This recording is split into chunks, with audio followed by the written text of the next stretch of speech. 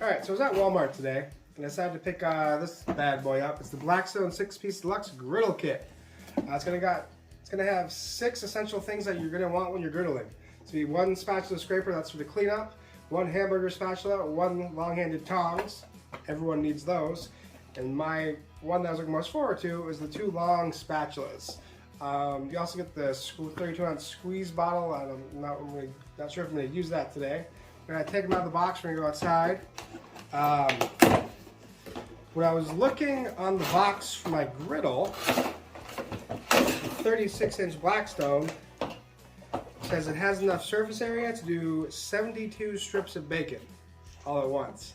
To me, that seemed like an awful lot, so I wanted to try it out. So I also got us 72 strips of bacon.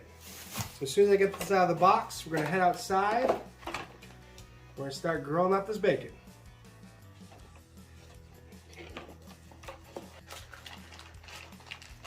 $70, $71, $72.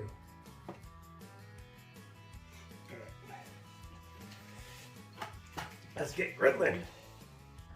Go. See if we can get them to fit.